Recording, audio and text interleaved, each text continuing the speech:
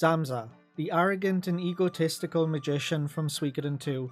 Nothing of Zamza's backstory was revealed in the game, and the only thing that many fans may know about him is that he's a very talented but egotistical magician. While the game revealed nothing of his backstory was explored in a short story titled Burning Iron Fist, which was included in the Genso Suikoden Short Story Collection 4, that released 3.5 years after the game released. In this video, I'll be providing a summary of that backstory. For as long as Zamza could remember, he bore the Fire Dragon rune on his right hand. It's possible that Zamza may even have been born with it, as no rune sage has ever been able to remove it from his hand, and only a single elderly rune sage was ever able to identify it, indicating that it's an incredibly rare rune. Having such a unique rune would be a large part of the reason for Zamza's haughty attitude and self-importance.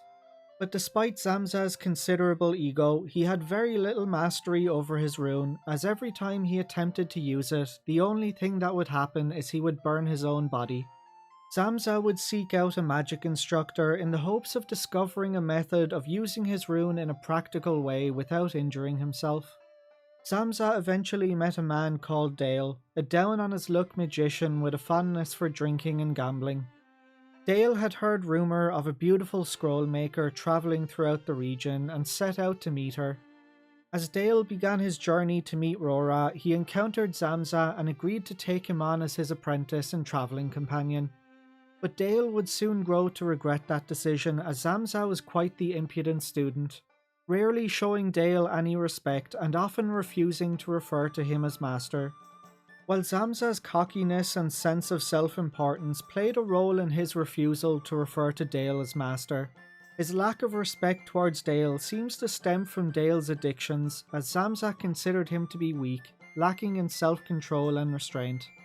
Dale's drinking habits were so bad that he had to sell off his precious rage rune to pay off his drinking debt from the past month, and his gambling addictions would cause him to lose both of their horses in a bet. Zamza's ego and haughty attitude, along with Dale's weakness for alcohol and gambling, would result in the two frequently arguing on the road. One day, as the two were travelling and bickering in the rain, Dale would cast his lightning rune, aiming a bolt at a nearby tree, collapsing it onto the road and almost hitting Zamza. A horse and carriage soon arrived to find their path blocked by the fallen tree. The driver initially assumed Zamza and Dale to be bandits, which greatly offended Zamza, and upon realising that they weren't, he offered them a ride in the carriage. The driver's daughter Erin was sitting in the back of the wagon. Erin was quite curious about magic, and the two would spend their journey discussing magic with her. A short while later, the group heard a thud, followed by the sound of creatures wriggling around the carriage. A long tendril flew through a gap in the carriage, grabbing Erin's arm and pulling her to the ground, but Zamza managed to cut her free with a knife before she could be harmed. The caravan had come under attack by a group of ivy monsters. The ivy monsters entangled themselves around the horses and driver, bringing the carriage to a halt. Zamza and Dale rushed to fight the ivy monsters while keeping Erin close and protected.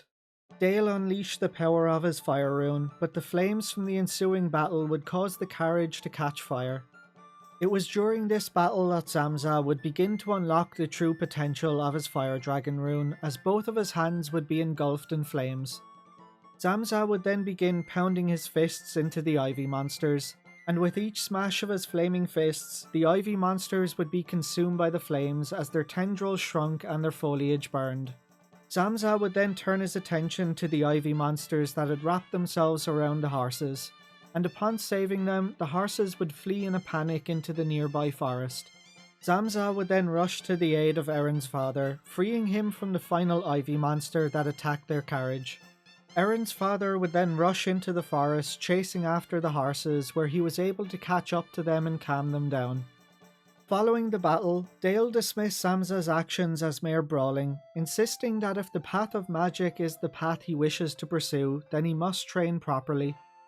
Zamza rejected Dale's advice, declaring that he has finally found a way of fighting that suits him.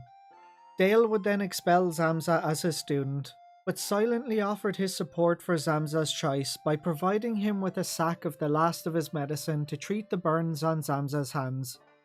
The two would then go their separate ways, with Erin, her father, and Dale taking both of the horses and travelling to the nearest village.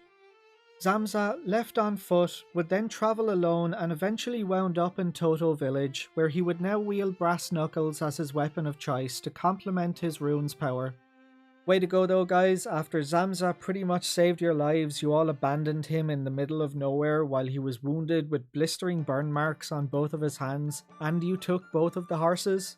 You couldn't wait until you all got to the nearest village together. Anyway, that's it for Zamza's backstory. As I mentioned at the beginning of this video, this backstory came from a short story titled Burning Iron Fist from the Genso Suikoden Short Story Collection 4 that released in Japan in 2002.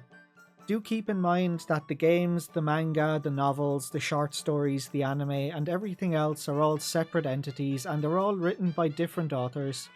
The backstory told in this short story is technically not canon to the game, but unless Zamza makes another appearance in a future game and that game contradicts the information in this short story, we can safely treat this as his canon backstory.